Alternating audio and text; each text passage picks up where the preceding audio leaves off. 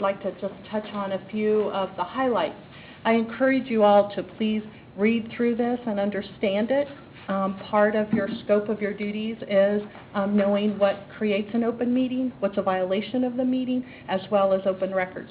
You probably won't get as involved in the Open Records Act, but still understanding, just as she talked about on the video, about email and various other things that you could be impacted with. If you look at the first page on page 1, you'll hear things. I'm sorry? Do I have another copy of that? Oh, yes. This you? Oh, sorry, I've got it here. Yeah, I got it. Oh.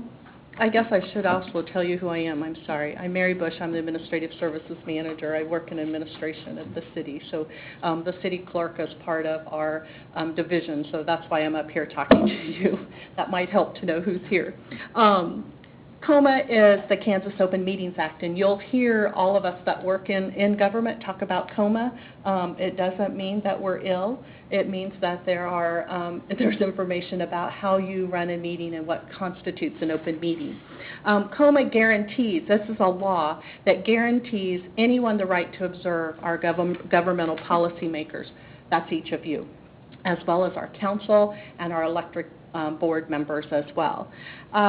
Any type of group that applies to political and taxing subdivisions in the state of Kansas is subject to Kansas open meetings. So all of our boards and commissions and councils are subject to that.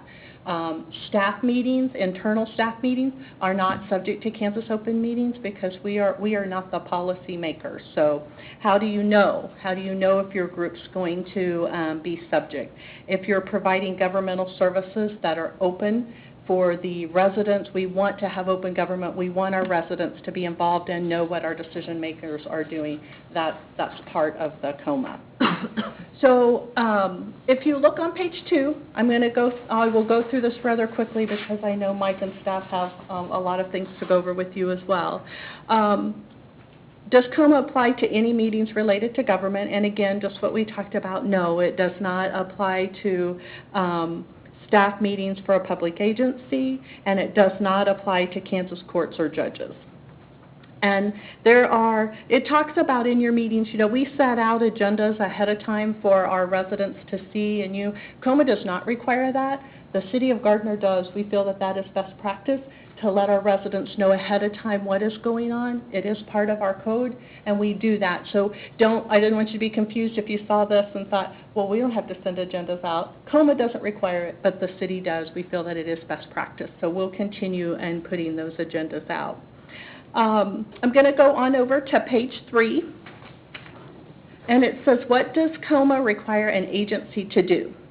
First, our meetings must be open to all members of the public, and second, notice of meetings must be provided to anyone who requested.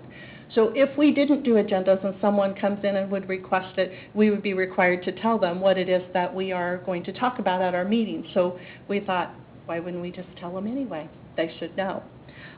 What does an open meeting mean in COMA? It means that the meeting must be conducted in a way that the public may observe or listen to proceedings. So we do this in an open chambers, as this room. You will notice the doors are always open. You will never see the door shut in an open meeting. If we have meetings in the back, because we have multiple meetings, doors are open. Several of our meetings are videotaped in minutes, and video are placed out for our residents to see online. So that's some of the things that we do to make sure that our meetings are open. And then it also asks if the agency has to let members of the audience speak in a meeting, and COMA says no, they do not. If you notice in our council meetings, we have places in there for public comments. Again, the City of Gardner does feel that's best practice to allow our residents to voice their ideas or concerns. Okay, so on page 4, what is a meeting and how is it defined? 3 conditions must occur for an open meeting: interactive communication in person or by telephone or any other medium, a gathering of or by a majority of the members of the agency or body, and a discussion of the business or the affairs of that body. So if you have people that are here, they are on the phone, even if we would get to a point where we would do email, any of those things that combined one or combined can constitute a meeting, okay? How do you know if interactive communication has taken place? It's really just to think about if you are talking, whether you're on the phone or here and email and you're conversing back and forth, that's considered interactive communication. You can do that even via email and it's considered interactive. And it can also mean, and this is something I think that is new to people, and especially if you're not used to COMA, two-way communication can be by other people talking to Jennifer. Say it was me and I went and talked to Jennifer about something and Jennifer's like, well, I'm okay with it if the other members are.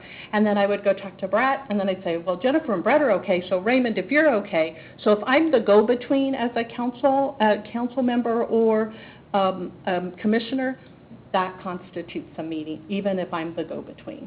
So those are the things that I would tell you to be very careful of, because it seems like, gosh, it's so innocent, what could happen? And really, we would be kicking off meetings at that point. Are there any, let's talk about the majority of an agency or body. A majority is more than 1/2 of the membership. When counting the number of members, vacant positions must be counted as well. So if you have 7 members and there are 2 vacancies, the majority still is 4. So it's not just, sometimes I think, 7, well, we have 2 vacancies, so now we only have 5, so it's really only 3. No, it's what constitutes your whole commission. So if you look at number 4, are there topics that may be addressed by a majority outside of the meeting? And the only thing that you can do is to determine mutually acceptable meeting times so that the notice of the meeting can be provided. Discussion alone triggers the COMA requirements regardless whether an agreement is reached or a survey of how members are going to vote takes place. None of these actions are permitted. I'll give you an example of that. You do your meeting, you're done, and you're ready to go home, and you go out in the lobby, and there's 3 or 4 of you kind of standing around talking about something. A 5th one walks up. Guess what? You now have a meeting. If you go out in the parking lot and you're getting to your car and somebody walks up and you start talking, again, it can be the most innocent things, but you do need to be aware that anytime there is a majority together, regardless of where you are, if you are discussing the business of the commission, you are kicking off a meeting. So you'll see us from time to time, and especially on nights at council meetings, if we see council people just accidentally standing, we'll say you guys need to move on. And we would do that. Staff will do that to you all as well. Not being rude, but you wouldn't mean to do it, but we just want to make sure that there wouldn't be any perception that there was something that was not appropriate. Okay? If we go to page 6, can a majority of the members attend a meeting of another group? Yes, as long as you refrain from private discussions about the business of your body, and this limitation applies to all formal and informal gatherings such as conferences, ribbon cuttings, social clubs.